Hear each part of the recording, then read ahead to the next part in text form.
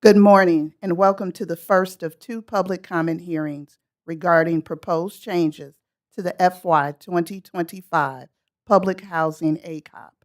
My name is Margaret Jones, and I'm the Director of Resident and Public Engagement, and I will be moderating this hearing. Next slide, please.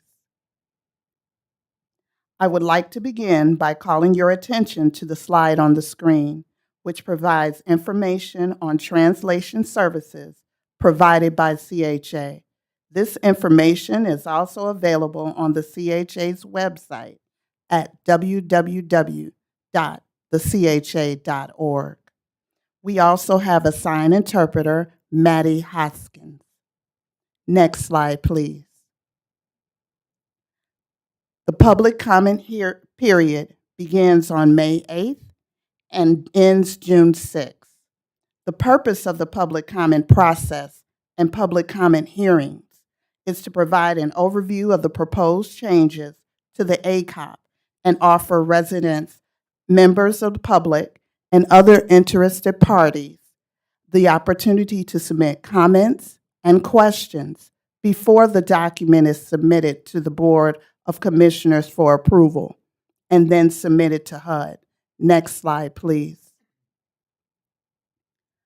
Comments and questions regarding the changes to the ACOP can be submitted via email to commentontheplan@thecha.org, regular mail, fax, or during the public comment process. To encourage participation in this process, we are providing a variety of information on CHA's website at www.thecha.org. This includes the resident notice with details on how and where to submit comments, the full ACOP, and summaries of proposed changes. All of the information can be accessed through the button on CHA's homepage. At this time, I'm going to ask Josh Edwards, Manager, Policy and Data Analytics, to provide an overview of the changes to the ACOP.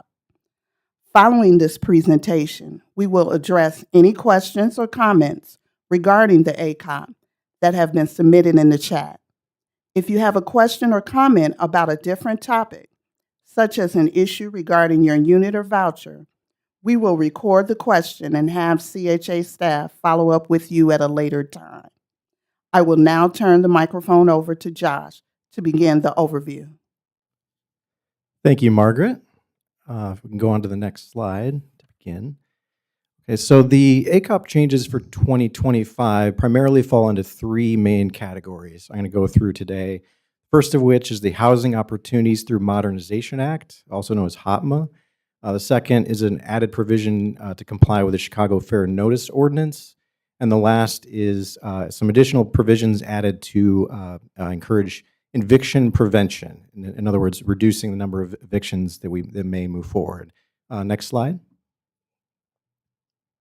So first, I'm going to go through the next few slides are some regulations, as I mentioned, that are HOTMA.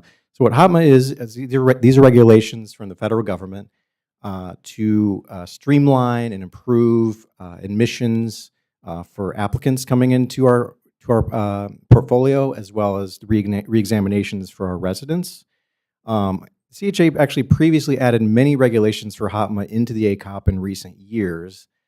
This year, we were given more clarifying language from HUD in a variety of categories. So we are adding certain regulations and certain boilerplate language from HUD into our ACOP in certain areas that I'm going to go through today. That'll include Social Security number verification, the asset limit for residents of $100,000, and then the income from assets self-certification limit of $50,000.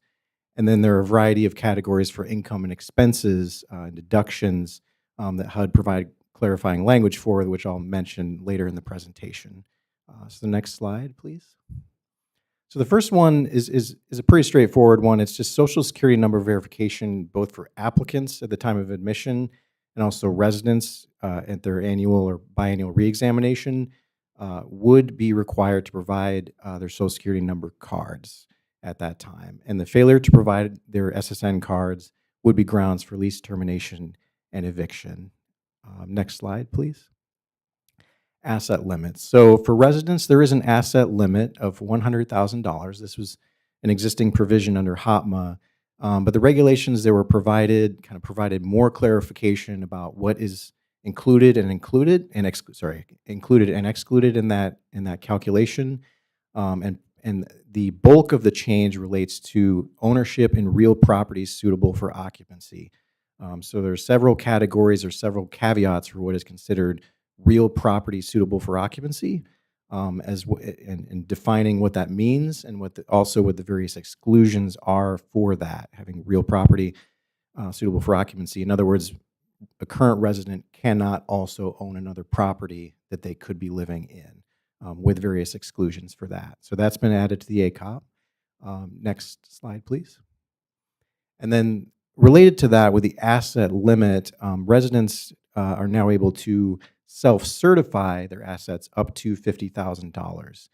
So HOTMA provided some clarifying language on that as well, as far as verifying that your assets are under that limit, and therefore you can, as a resident, can self-certify up to that $50,000 limit. I should actually add for that the $100,000 limit, there is an exclusion or exemption for elderly or near elderly residents. Elderly is defined as 62 plus, and near elderly is 50 through 61 years of age, would not be held to that $100,000 asset limit as well. Just want to add that provision. And the self-certification limit here would be verified every 3 years. Next slide, please. Oh, next slide. Okay. And then, as I mentioned earlier, there are various income and expenses categories as residents that are considered, and HOTMA provided more clarification and kind of standard language for these categories. So we've added these to the ACOP. We have childcare expenses, attendant care, and equipment expenses, which is a new kind of title for that category, and health and medical expenses, and student financial assistance. So those portions of the ACOP for determining income and rent have been revised according to that new HOTMA language. So that kind of concludes the HOTMA portion of our changes this year. The next category is the Chicago Fair Notice Ordinance. This is an ordinance that the City of Chicago approved in 2020, and we previously implemented into the ACOP. We just added one provision that residents will be provided a notice at the time of their reexamination that their rent could increase when they go through their reexamination, dependent on their income. This will ensure that we're providing the notice that's required under the city requirement, while also staying in line with the way that CHA operates by obtaining the information from the residents in advance prior to their annual or biannual or triennial lease renewals. So that's just one caveat added to that portion of the ACOP. And then the next slide, please.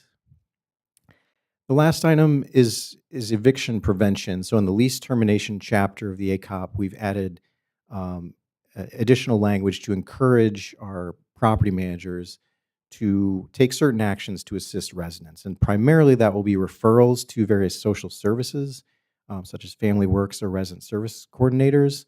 The goal of this provision is to reduce the number of eviction proceedings, to make sure that our residents are provided resources that are available through resident services or within CHA or from other organizations, without immediately going straight to potential eviction proceedings. I will say certainly there is the exception for this is lease violations, criminal activity, the things that would move forward to lease termination will proceed. This is just an added provision, added language in the ACOP to provide resources to help people be able to pay their rent or have any other support they may need. Next slide, please. This is the slide just related to our lease. So, as always, every year, whenever we update our policy regulations in the ACOP, we ensure that the lease is also updated accordingly.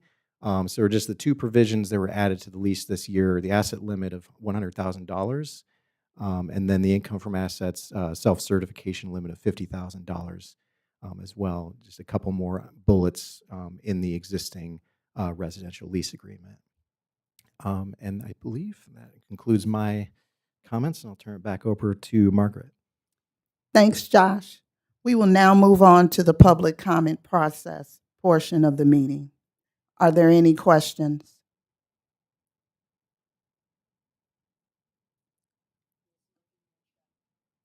I'll give it a minute and then.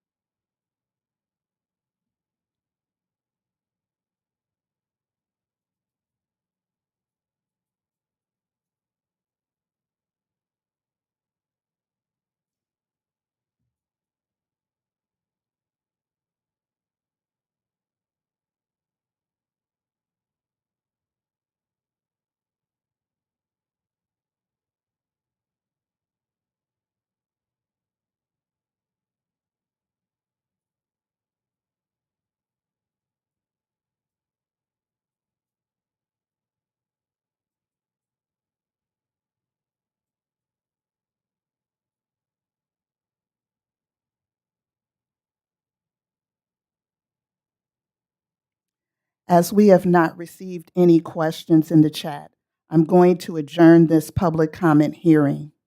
The public comment period continues through June 6th, and comments can be submitted by email, fax, mail, and in-person drop-off through that date.